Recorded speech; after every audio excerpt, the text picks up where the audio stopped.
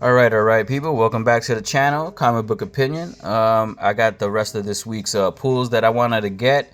My local comic book store had the stuff going on. They also had this one particular comic book called AEW Origins that was giving it away for free for promotion, I guess.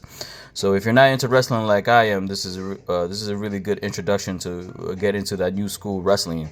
AEW's been out for a few years now.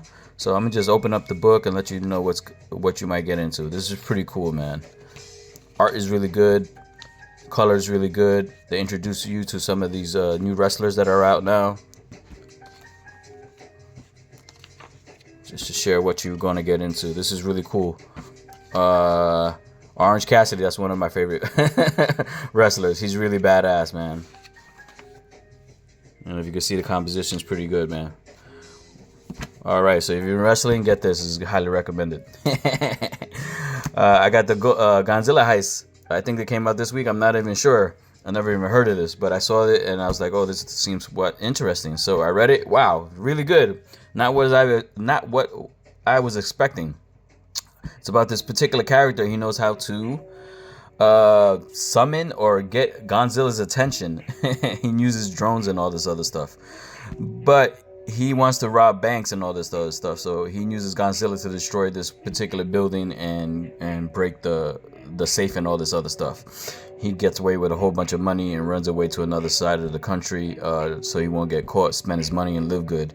But while he's doing that, he gets caught by these particular characters. These are like this crew, and they have a bigger agenda. They know what he did, and they kind of convince him to work with him. And so it has that Ocean's 12 type of vibe to it, and there's a bigger thing where he thinks it's going to be like more money, but it's more of a, I think they're trying to go to England and rob something there that they hold in captive, like ultimate power that might control Earth or something like that. It's a bigger thing at the very end. They don't really tell you quite. They keep you in a cliffhanger, but it's really good. Art is good. It has that grimy look, that grimy feel to it, that grimy look to it. The art is reminds you. It just matches the tone. That's what I wanted to say. It matches the tone of the story, and reads like a TV show that you would watch. It's really good. Also got this week Jump Scare. Jump Scare. This came out this week. This is really good. I didn't know what I was expecting, but this is another good read. A lot of good reads this week. This is about a particular character. I forgot her name, but she lives in this crazy city on the outskirts or whatever, but with her family, and she's all into horror flicks, and she's all into the horror stuff. And her family are like goody two shoes, and they go to church and all that stuff, so they ain't really vibing too much. And in this particular city, back in the day, there were spirit monsters or something like that, and for some reason someone got rid of all of them. But there's a couple of them here and there that lurk around.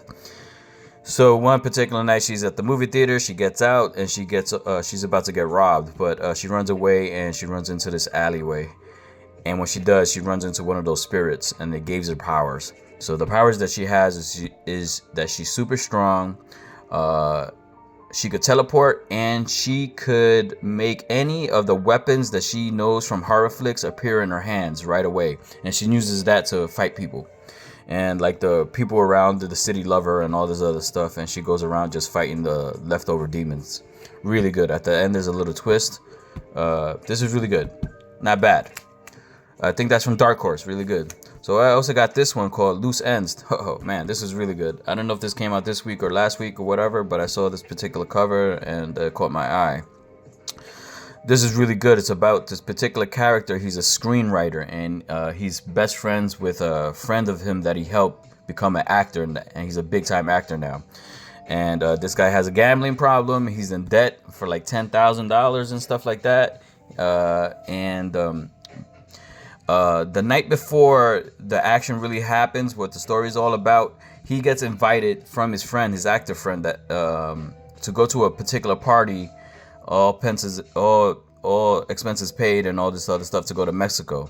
So he's still thinking about it, and he doesn't know if he wants to or not. But the night before, he gets a knock at a door and he gets kidnapped, and it's the people at the casino that he owes money to.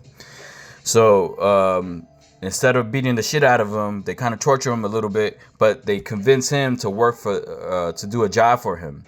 And what the main guy that owns the casino that he owes him the money to, he wants him to kill not his friend, but a friend of his friend that invited him to that Mexico party. Really good. Art is good. Also, this reads like a TV show that you would get into, man. On some gangster shit. Really good. Mature reading. Fast paced. Art is good. Color's good. Composition's good. The way the guy talks is pretty cool. Overall, this is a good read. Also got this thing called, this book called Let This One Be a Devil. This was a really quick read, horror comic book. I get them every once in a while if they seem interesting. This was pretty cool. This takes place in the 1700s where this particular guy, he's a little older. He left his particular town. He comes back. In the middle of the night, his mother comes in and says, hey, there's something attacking the chickens out there and all this other stuff. And she thinks it's the fox or some shit like that. So he goes out there with a shotgun and investigates. And he runs into this demon-looking thing. He scares it away. And the next day, it's nonchalantly that everyone thinks like they don't know what he's talking about, right? So he's walking around town and again, it's like the town's kind of weird, and they talk about, oh, this is a kind of a normal thing that there's demons around or monsters around like that. So it's about that. It's pretty cool. Art is really good. It's nice and grimy, dark. It matches the tone of the book. This is all right if you're into horror comic books. So the really good stuff. This was really good. The Red Hulk #1. I thought this was going to be another cash grab, but this was really good. Not what was I expecting. This was really good. The beginning was crazy. I think his name is General Ross. He gets pretty much kidnapped by Dr. Doom, and Dr. Doom is somewhat controlling him and knows how to turn on the Hulk in him on and off and having him do shit. But the whole premise of this particular beginning or introduction to this new series is that he's in prison and he has those damper thing around his neck so he can't control his powers. But there's other people that are in the prison and they use Morse code to communicate with each other and they break out. So at the very end is the introduction of the second issue, which is going to be the Great Breakout, which would have been awesome if this was this issue. But this alone was good. Not what I expecting. Again, I thought this was just going to be kind of a whack money grab and just kind of So I got it just to get it. I heard somebody say it was good, so I took my chances, man. This was really good, very unexpected. And the last read that I read, well, not the last read, but I read it, but wow. But this was one of the best ones this week. The Teenage Mutant Ninja Turtles. Every time one of these issues come out, man, this is top notch, 5-star, kicks ass, boy. This shit is so good, so good. Get Turtles, man. This new run is awesome. The whole time they're dealing with Master Splinter passing away, and they all went their separate ways, and they all meet each other, and they going back to New York, and New York is overrun by a new bad guy. I forgot his name, but he reminds me of Kingpin. He kind of acts like him, and like that and the Penguin mushed together. Anyways, this guy's running New York with a brand new Foot Clan, and everybody and the Foot Clan just running the city. And they're beating the shit up out of the Turtles.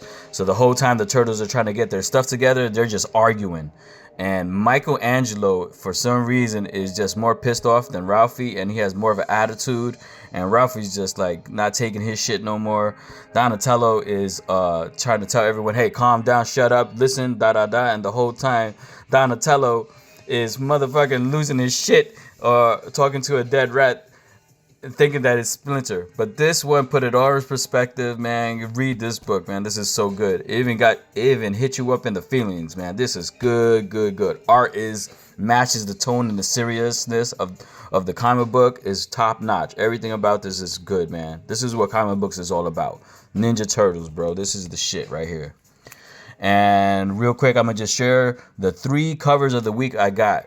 I got this particular cover because this is beautiful. Woman of Marvel She-Devils. I actually read it too. It's really good. It has to do with a lot of the Savage Land. So if you're into that Savage Land, I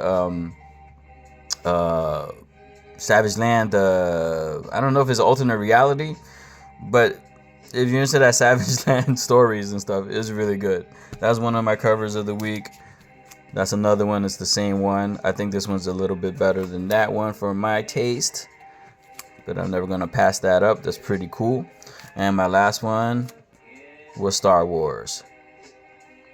All right, people, have a good one. Let me know what y'all think about what good reads were on this week and all this other stuff, man.